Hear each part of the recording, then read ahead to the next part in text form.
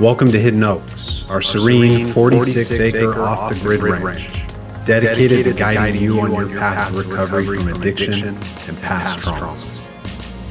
Here, surrounded by the tranquility of nature, we offer safe space for renewal and growth. At Hidden Oaks, we understand that the journey to recovery can be challenging. That's why our compassionate team is here to support you every step of the way, providing personalized treatment programs tailored to your unique needs. Take the first step towards reclaiming your life today. Call us at 972-932-2033 or visit our website at resolutionshealthcare.com to learn more. Remember, the path to recovery runs through Hidden Oaks. Let us help you find your way.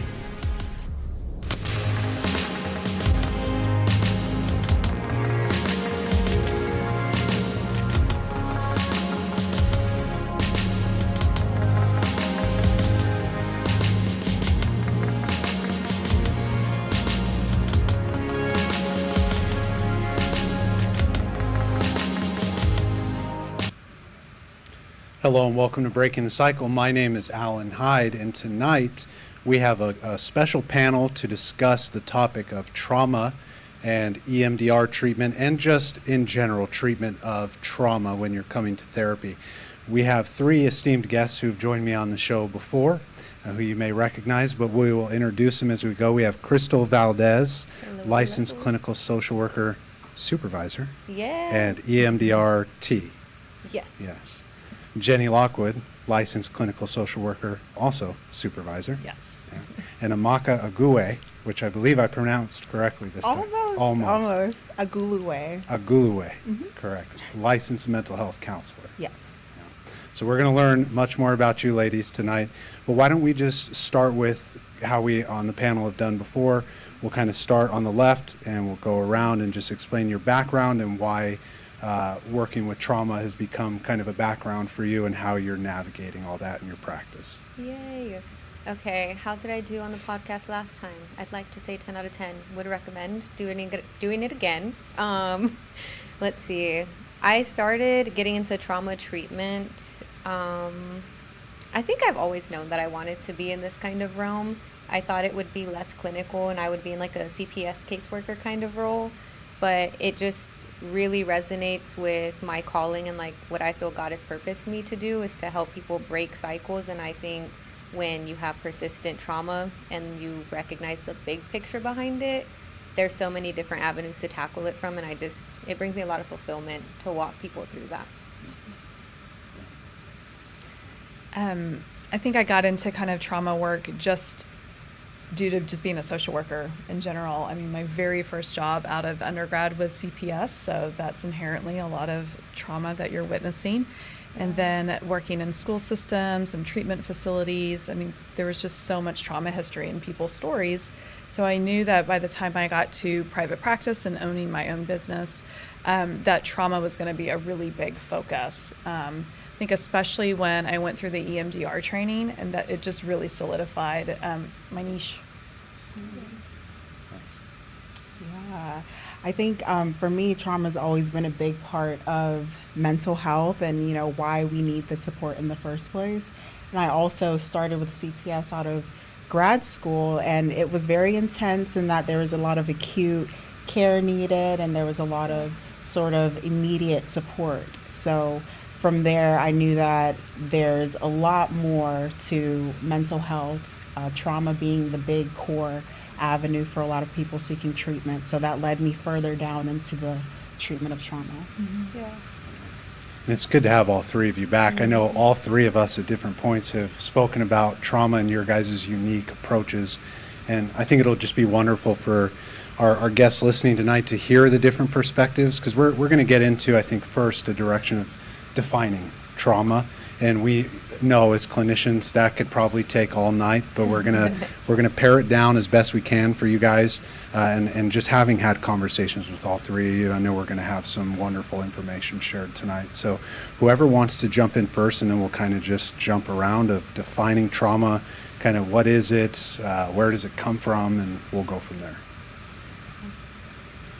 I think trauma is really sort of any type of adverse, unexpected event that a person can go through where they have a really difficult time being able to like process the experience and move beyond it because of however the situation ends up impacting them in the moment. So certainly it can be like a single incident event like a car crash or a natural disaster, or it can become much more complicated than that due to like different type of abuses or just chronic neglect, say childhood, things like that. I think of the PTSD definition, and when I like explain that to clients, a lot of times people have trauma and they don't know that it's trauma.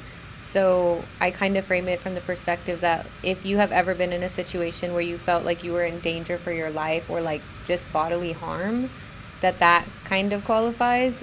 And I venture out and say if you grew up in situations or you currently walk through situations where you're chronically lacking for security, like financially, housing, safety in any aspect, like that's traumatic in and of itself too.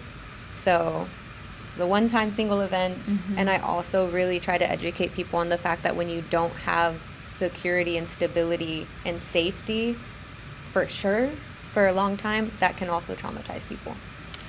Yeah. I like to think of trauma as sort of an open wound that is sustained. So exactly what you both are speaking to, those events, and then what sort of keeps that wound open is, is what we call trauma, that sort of festering wound there. Yeah.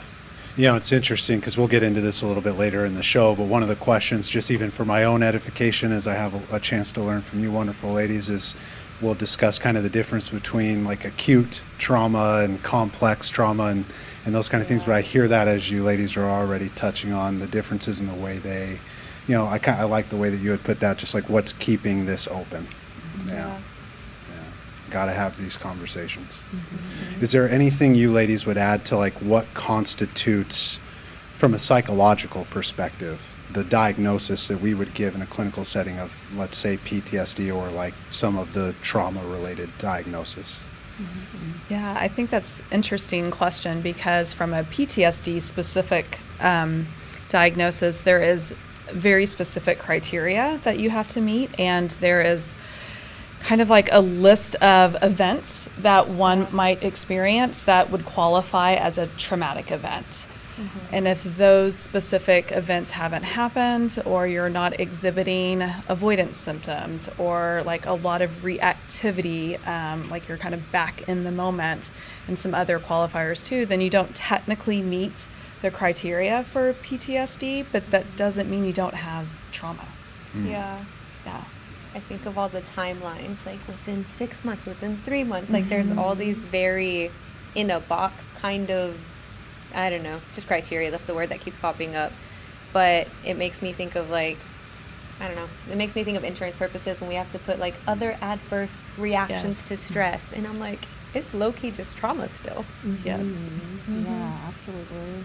And that just makes me think about how, if you're not meeting the criteria and you yourself aren't in tune with there's something wrong, there might be that trauma lying in the subconscious. Yeah. And it comes out in, all these different ways. So, there's a definition, but then there's also like the lived experience and even how the brain makes sense of trauma, tries to get you through and can sort of mask what's underneath. Yeah, it was, I think, in different ways with all three of you. And then I was watching a clip of a video we had posted with another guest, and we were talking about it doesn't so much matter what we call it. Let's just treat it, And that seems to be a theme on this show, especially when you get a group of clinicians together. It's like we know the information, but at the end of the day, we know what's most important is that relationship and making sure we're resolving issues. Yeah. Outside of the psychological realm of the book, the DSM, let's talk a little bit about maybe the difference between acute trauma, make sure I get these correct, chronic trauma and complex trauma. We don't need to go into any like in-depth research, and we'll kind of speak directly to the individuals listening, but what are some of the differences? And you ladies have already been touching on it tonight. I'm gonna give y'all the easy one. Acute is like car crash. Like it happened, it's very instantaneous, very, like, you can point out when it started, and I don't know, maybe not when it ends, but it's very apparent when that trauma happened. And then I'm gonna let y'all do the other ones. Yeah, there's like an inciting incident. Yeah. I think for like complex trauma, really kind of the definition is if trauma occurred in childhood. That's a really great place to start. That in and of itself already makes it complicated. So it can be trauma from childhood, it can be reoccurring events from experienced over time through childhood, or you can even develop complex trauma in adulthood if you have, again, repeated traumatic events. You could have a perfectly fine childhood, and then things begin to happen as an adult, and then that creates the complex trauma.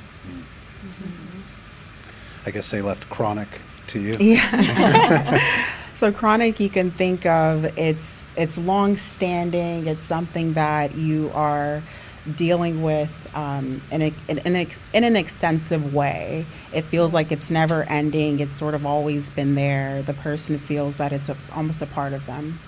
Yeah. You know what's interesting as I was listening and just watching as you guys gave the answers, our conversation was a lot about acute trauma. Yeah. All right. Our conversation was a lot about complex trauma, and remembering your perspective from when we sat down months ago. Your perspective was always healing those open wounds, the Yes. chronic issues. And so maybe as we kind of just develop this conversation, we kind of roll with that perspective that's unfolding here, and that way the listeners get those different perspectives, knowing that if they want to find you in your clinical practice, all three of you work with any range of trauma, but that way they can start to get some deeper perspectives on each. Yeah. And then we can kind of just go back and forth as we unfold. Healing the wound. So I want to hear again a little bit more your perspective of working with trauma. So these ladies, they work EMDR. You have experience with some of those things, but you also take some unique approaches to treating trauma. And I think it'd be wonderful for the listeners to hear some more of that again. Yes, absolutely. So I'm not trained in EMDR, but I'm trained in another modality that is relatively similar. It's called emotional transformation therapy, ETT.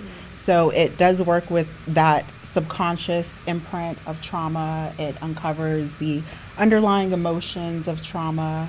And what I love about it is that it's so precise in that it uses color, eye movement, right? Similar to EMDR, but it removes or peels back the layers of the trauma and gives the person the ability to process it in real time. Yeah. Yeah, in a relatively safe way. That sounds cool. For those listening, I think it was 2 weeks ago, you'll see the video up there, Dr. Stephen Vasquez, which you introduced me to. He was on the show a couple weeks ago, and it's fascinating. So to have another chance to hear about kind of the practical implementation to that as we get into the conversation a little bit more will be great. And we'll get into like case studies and things like that a little bit in a bit, but I'll look forward to hearing much more about that. Yeah. EMDR for complex trauma. Oh, well,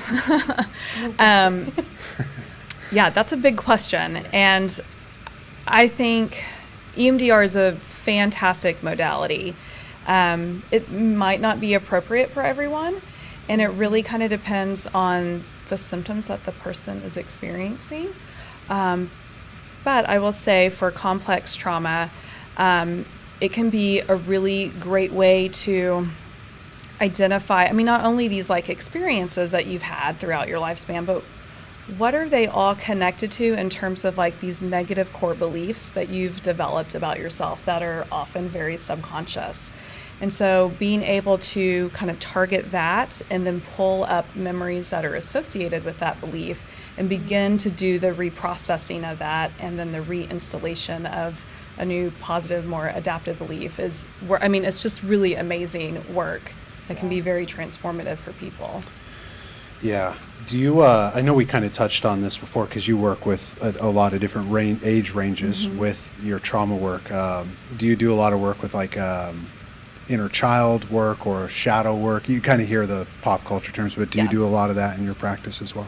I do. I mean, I don't really necessarily frame it like that. I do actually use inner child a lot. I don't necessarily say shadow very often because people don't understand that fully, but that's okay.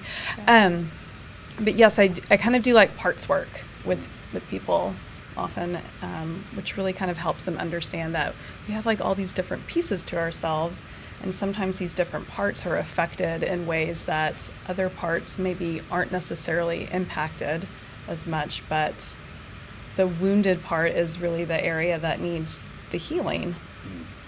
Yeah. Acute trauma. Okay, so acute trauma, I think the really cool thing about EMDR that doesn't get talked about enough is the fact that there's so many different protocols that you can use. So I actually in my practice use more of like the full reprocessing, getting that main negative belief, but there's also protocols, and I think they're used widely in like ERs and when events happen within like 48 hours or something along those lines.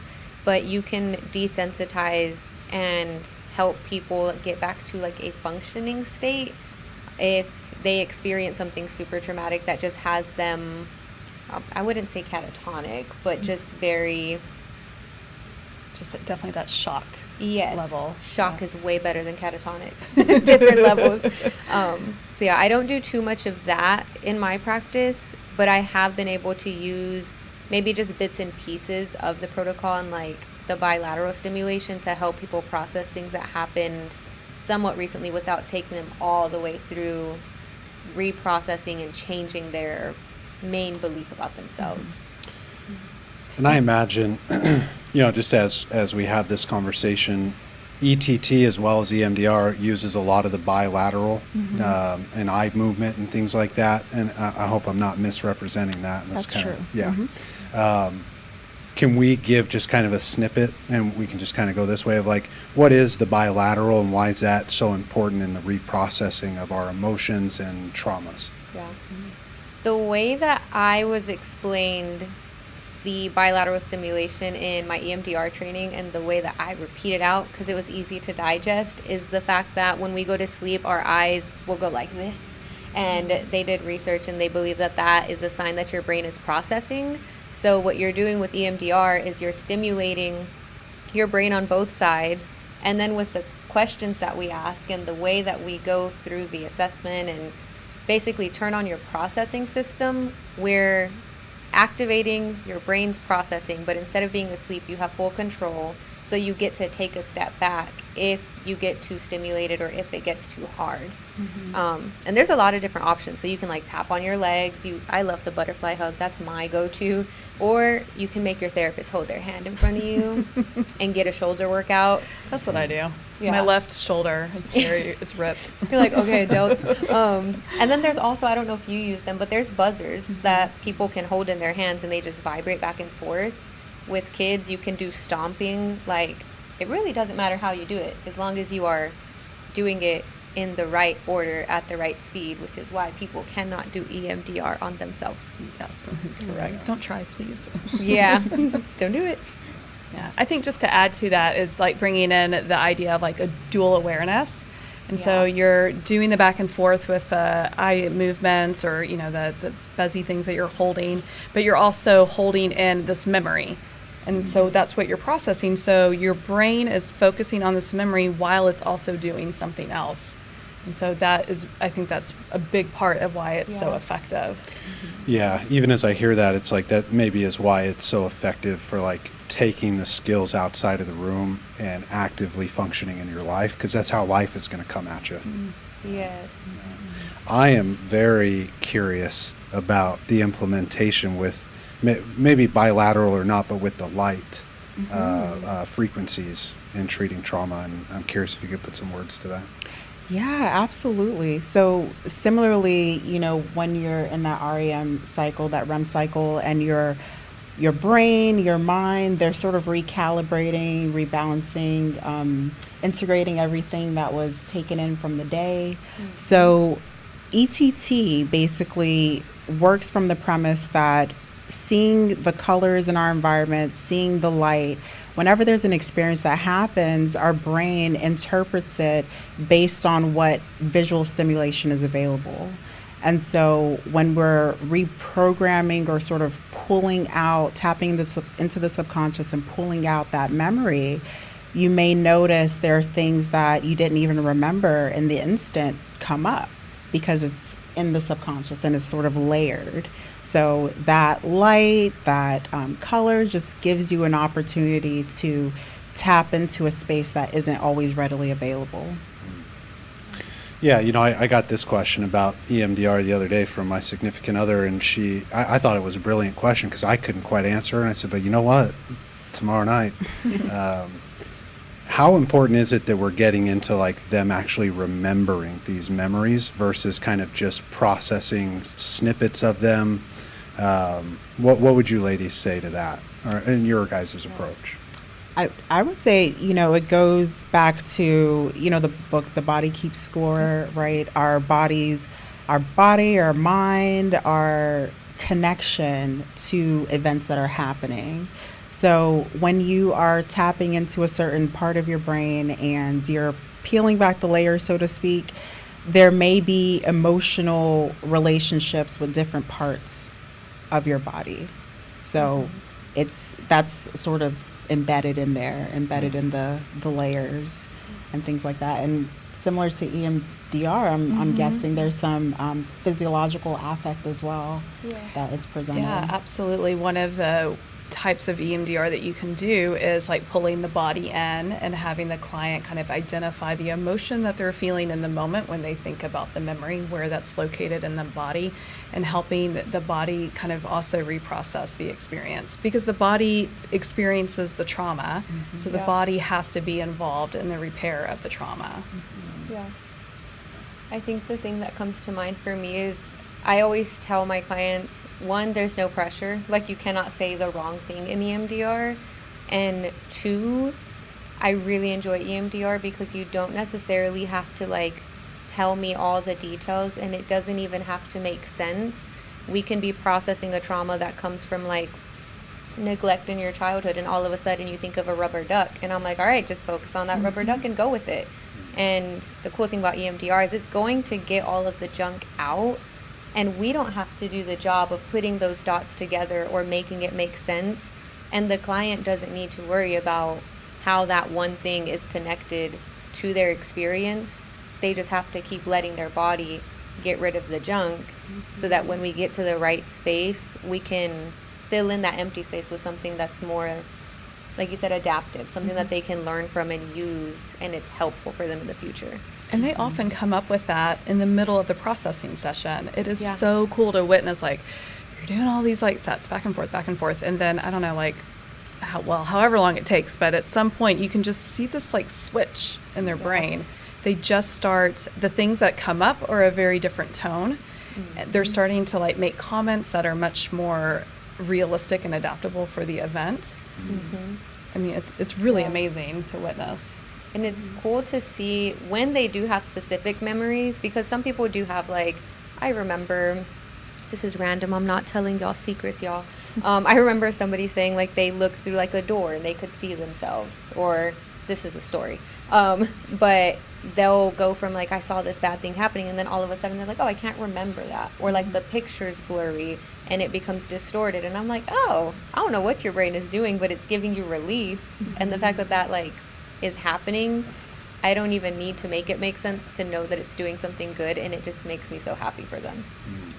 Yeah, I can definitely relate to that with ETT, right? Those surprise moments where things get integrated in a way that you're like, I never could have, done that for you. Your brain is doing the work itself. Yes. And one of the really cool things is with the colors, sometimes when a person dissociates, the color magenta shows up as a way for the brain to, it's sort of like a safety resource color. So it's like the brain's way of saying you're safe, it's okay. So I just think that's really cool how the brain does its thing, Yeah. What's nice too is I had Dr. Vasquez on a couple weeks ago, and I certainly wasn't a skeptic because I had read some of the research.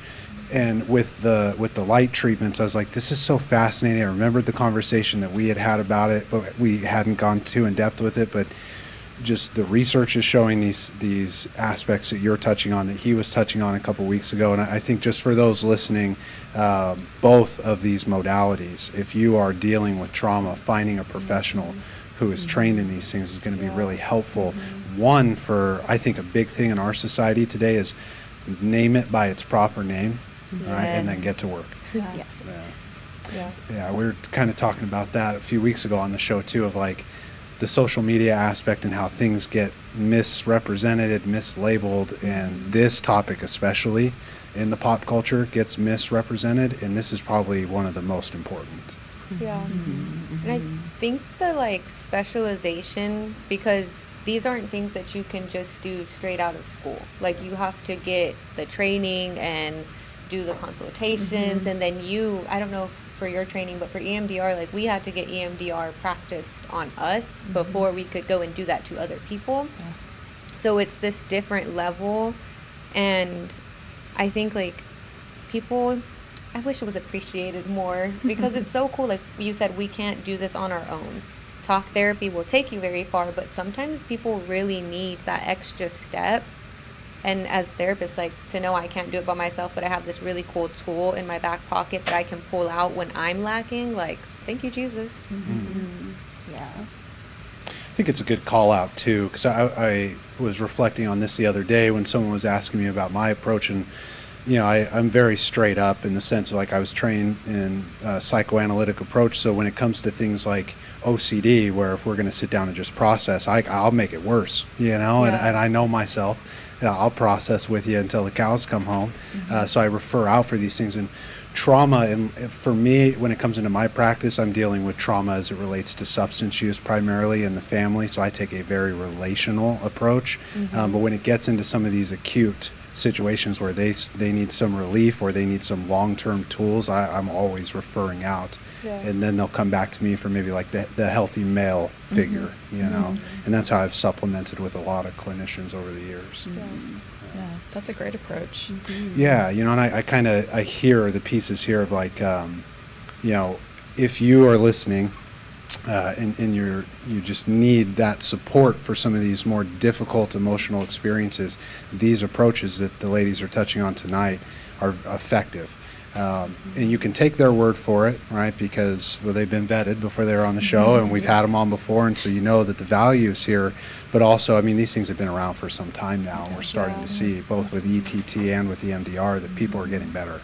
Yes. And I think it's really cool, like just hearing you say that people will come back to you because, you know, sometimes they need that like healthy male role model or connection in their life, and it just makes me very thankful that there's so many therapists out there that we can cater to different populations, and knowing that there's such a variety or diversity within like the therapy world now.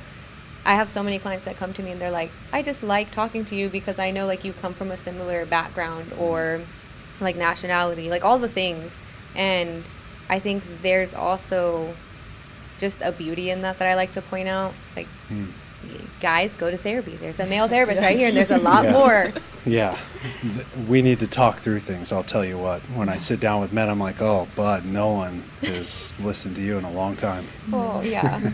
But it's nice, you know, that seems to be shifting. But I think just in general, the whole conversation is shifting, and I'm glad to be doing this because it seems like people are interacting with it and latching on to some of the things that you guys are sharing week to week.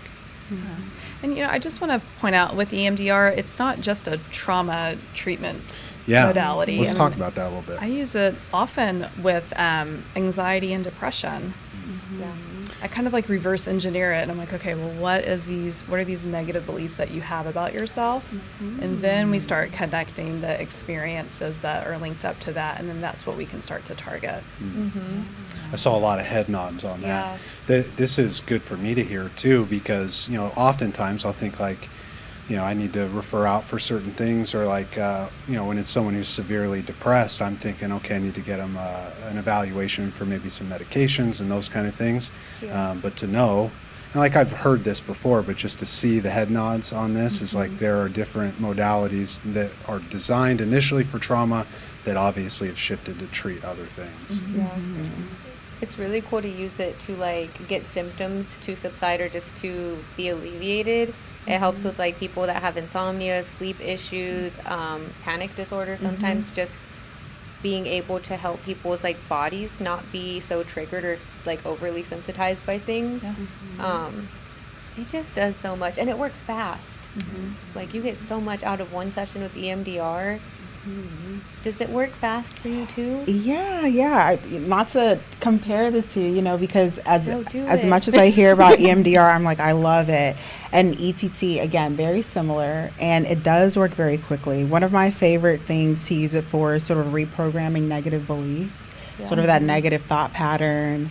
Sometimes it can be difficult to not only come out of that, but to introduce more positive language. And sometimes I would use a light device for that to sort of support that connection to the mind saying, oh, I do believe this, because it can take time. So I love it so much. Yeah. It's so cool. Yeah, those practical changes and shifts that I think just in therapy, the hope is that you start to see those things unfolding quick. I'll use the word quickly just for a lack of vernacular here to describe. We want to see it, unfolding while meeting them where they're at. I think is important to add that last part in, because it's like, we know we're not going to push the client to be anywhere, but for those listening, if you come into our offices, we're not going to poke and prod you, but we want to see your growth. We want to be involved in that with you. And just listening to you ladies and the work that you're doing in the community, it's fun for me every week to bring everyone in and hear the things that are working. And I'm really glad that you said that, because EMDR, what we're talking about is like a specific stage of it, the bilateral simulation, but there's 8 stages to it. And there's a lot of preparatory work that goes in. We want to make sure that the clients are really well resourced, meaning you've got good ability to kind of regulate yourself if you start to feel overwhelmed, because EMDR, it brings up stuff. And we want to make sure that clients know and trust that, like, hey, I've got these tools that my therapist has taught me. I've been practicing them. So if I need them in the session, then I've got them. And my therapist is right there with me. There's also like resourcing with the bilateral stimulation. So before we ever take you into the space where we're like, all right, we're going to think about this really hard thing, we're going to help people like with the tapping, like start to associate places or songs or words. And you really get to like build in safety.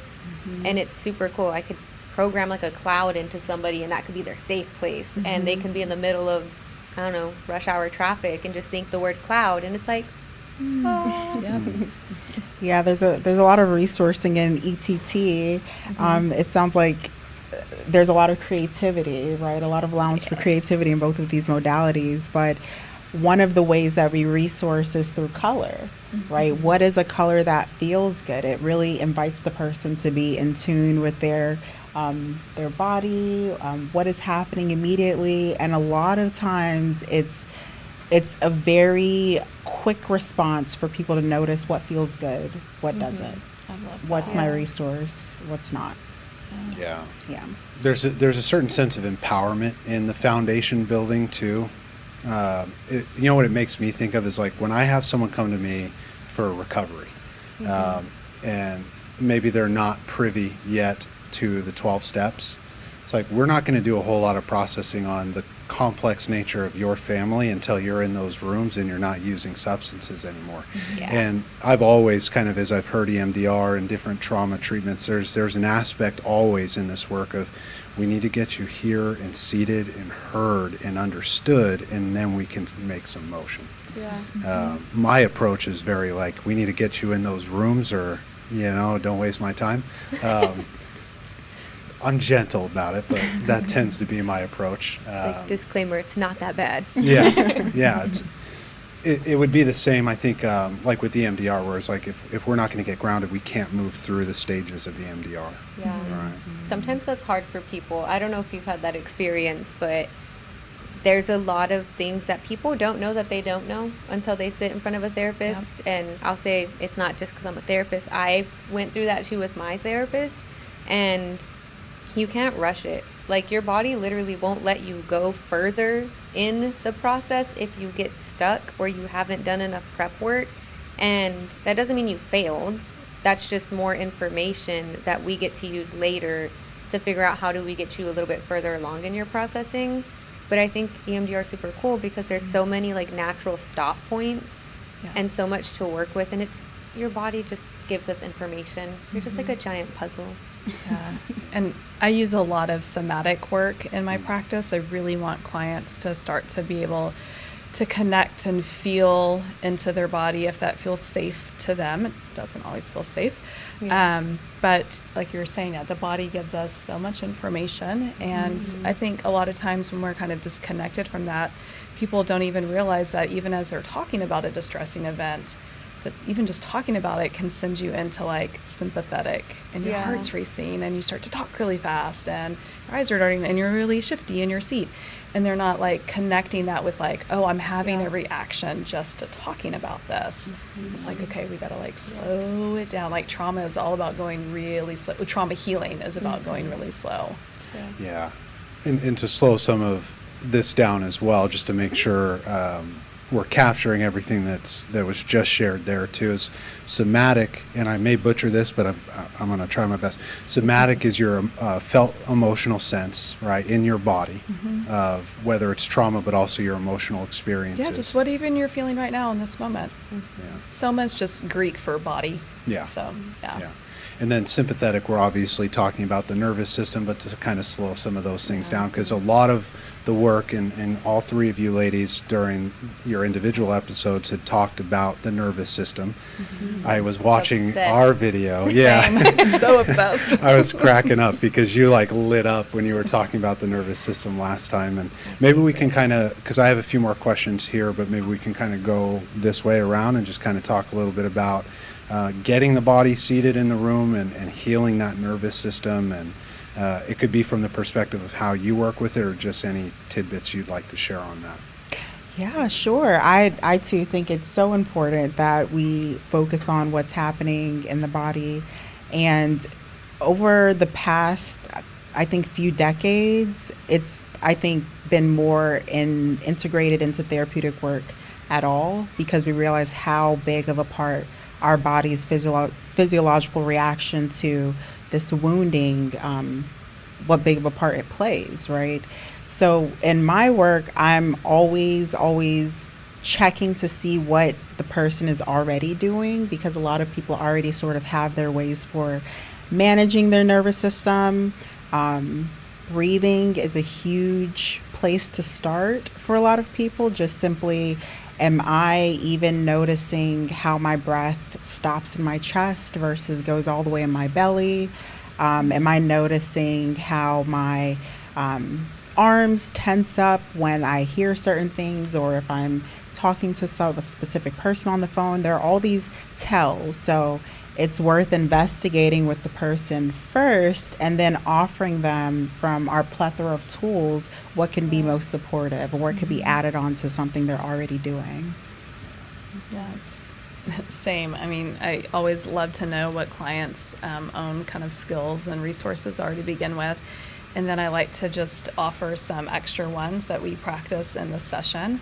I mean, some of it is just as simple as, we're just doing like a body scan, and they're just kind of sitting there in a comfortable position, and we're just going from place to place in the body, and they're just simply noticing, not with any judgment. We're just noticing what's happening. Lots of grounding and like how to kind of just reorient into the space. And a lot of clients walk away from these experiences feeling like, oh, wow, I really do notice a shift, and I feel a lot calmer. I really love to end my sessions with these types of practices, so that when they're leaving the office or they're logging off the computer, that they feel much more grounded and can kind of go back into life. Yeah. Y'all, I nerd out when it comes to the nervous system. And I think that one of my favorite pieces of it is even just by educating somebody that you have a nervous system, and there's 3 different states it can be in, and there's different like mixtures of states that you can be in. That is healing in and of itself, because sometimes people are like, I just get really jittery and I just can't focus and I start sweating, and they think something's wrong with them. And I'm like, no, your body's a system, and it's analyzing stuff and assessing things outside of you, and it's actually doing its job. You just are either disconnected from it, or maybe you don't know how to get yourself back into the feel-good zone, and so you get stuck. Like, there's so many things that go into your nervous system, but once you really like learn it, and I love it. I don't know if you got a cheat sheet during your EMDR training, but we got a cheat sheet that shows you the 3 zones, I will literally have my clients like fill that out with what their nervous Yes. system is, and it's like a map for your system. So even if they never come back, they have a really good tool, I do and that they know all the themselves. time. I didn't get it through EMDR training, but Mhm. yes, we map their nervous system. It I is call it my befriending the favorite. nervous system. Yes, I'm like, listen, if we just give you a cheat sheet for yourself, at least you know what's going on. And if you know you don't like to be in this red zone where everything's like moving too fast, then you pick a coping skill that slows you down. It's a cheat sheet for life. It makes me so happy. Yeah, yeah, those kind of practical skills are always so effective. You know, and I like the air of what we've kind of all been talking about tonight is like, we're not going to take you guys through these things without having done these things ourselves. And Yeah. I know just getting to know all three of you and having sat down with you before, we're doing the work, and it's nice to just kind of see that unfold as we're imparting this to other individuals listening. And, you know, one of the things with somatic work that I always tell people, I never knew hot tears were a thing until I felt them myself. There's been a lot of little things, like both as a clinician but in my own work, that has softened this hard dude's heart over the years. And some of that nervous system, experiential kind of trauma work has really opened my eyes to a lot of what the day-to-day person is experiencing when they open up vulnerably to come into our offices. Yeah. And I needed personally to go through that to see like, oh, this is not easy to ask for help. Yeah. Just in speaking about the nervous system, as you were speaking, something came to mind in terms of the communication that we get, right? It's all messages from the body. It's all sort of an information, if you will, sort of what is happening, right?